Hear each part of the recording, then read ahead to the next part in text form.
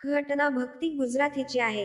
वय 37, मूळची नाशिकची आणि मध्यमवर्गीय, सुशिक्षित कुटुंबातील एक हुशार, शांत आणि समाजकार्याची आवड असलेली मुलगी. तिच्या आयुष्यात कॉलेजच्या काळातच अथर्व गुजराती हा एक व्यावसायिक कुटुंबातील श्रीमंत मुलगा आला. त्यांच्या मैत्रीचे रूपांतर प्रेमात झाले आणि जाती धर्माच्या पलीकडे जाऊन त्यांनी 7 वर्षांपूर्वी प्रेमविवाह केला. थोड्या विरोधानंतरही कुटुंबियांनीही या विवाहाला संमती दिली. लग्नानंतरचे काही महिने खरंच स्वप्नवत गेले. गंगापूर रोडवरील त्यांच्या आलिशान घरात ते राहू लागले. अथर्व खाजगी उद्योगात गुंतला, तर भक्तीने घरसंसाराला प्राधान्य दिलं. प्रेम, नवीन घर, संसार यामुळे सर्व काही सुरळीत वाटत होतं. 2 वर्षांनी त्यांना एक मुलगा झाला, जो त्यांच्या प्रेमाचं प्रतीक आणि संसाराला पूर्णत्व देणारा ठरला. सुरुवातीला सासरच्यांकडून सौजन्याने वागणूक मिळत होती, पण काही महिन्यांत परिस्थिती पालटली. भक्तीला निर्णय प्रक्रियेत सामावून घेतलं जात नव्हतं. तिचं मत दुर्लक्षित केलं जाऊ लागलं आणि ती हळूहळू एकटी पाडली गेली. मानसिक छळाचं रूपांतर नंतर शारीरिक त्रासात झालं. अंगावर जळका चहा फेकणं, कपड्यांवरून टीका करणं, अपमानास्पद वागणूक देणं, अशा गोष्टींनी भक्तीचं दैनंदिन आयुष्य भरून गेलं. तुझ्यामुळे आमचं नातं बिघडलं, असे आरोपही तिच्यावर झाले. सुरुवातीला अथर्व तिची समजूत काढायचा, पण नंतर तोही तिच्या विरोधात गेला आणि तिच्या तक्रारीकडे दुर्लक्ष करू लागला. आईचं ऐक, थोडं सहन कर, हे त्याचं उत्तर असायचं. भक्तीने माहेरी जाऊन आपल्या आईवडिलांना या छळाची कल्पना दिली. त्यांनी तिला विश्रांतीसाठी काही काळ माहेरी नेलं.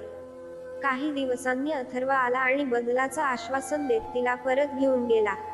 भक्तीला वाटलं, प्रेमाने सर्व काही जिंकलंय, पण सासरी परतल्यावर पुन्हा तेच चित्र होतं. अपमान, छळ आणि आधारशून्यता.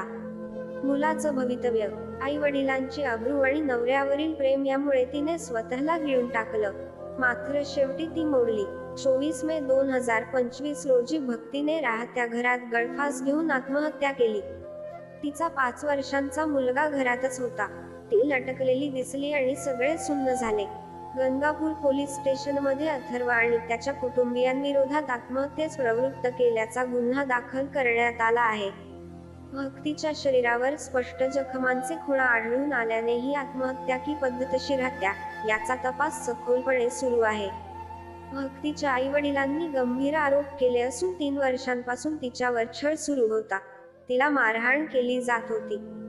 आमच्या मुलीने खूप सहन केलं, पण शेवटी ती हरली.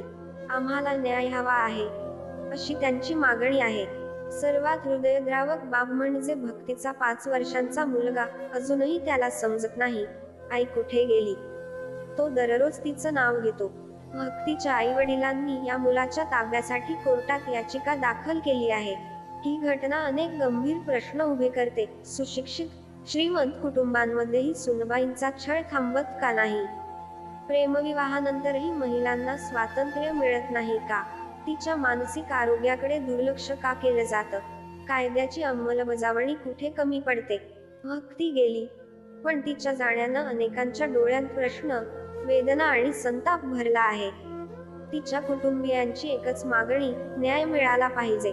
पोलीस तपास, शवविच्छेदन, साक्षीदारांचे जबाब आणि फॉरेन्सिक पुराव्यांच्या आधारे सुरू आहे. गुन्हा दाखल असला तरी अद्याप कोणालाही अटक झाली नाही. एक लहान मुलगा आईविना वाढतो आहे.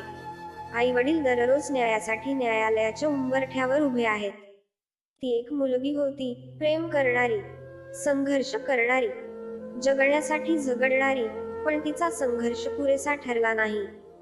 घराच्या 4 भिंतींत आणि समाजाच्या मानसिकतेत तिचा अंत झाला.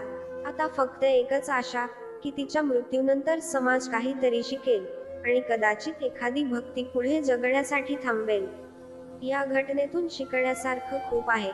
प्रेम, शिक्षण, आर्थिक स्थैर्य असूनही एका स्त्रीला सन्मानाने जगण्यासाठी आधार, समजून घेणारी माणसं आणि तिला ऐकण्याची मानसिकता हवी असते. सासरच्या घरात होणारा मानसिक आणि शारीरिक त्रास केवळ तिचा वैयक्तिक प्रश्न नाही, तर तो संपूर्ण समाजाचं अपयश आहे. त्यामुळे छळ सहन न करता वेळेवर आवाज उठवणं, मदतीची मागणी करणं आणि अन्यायाविरोधात ठामपणे उभं राहणं हे अत्यावश्यक आहे.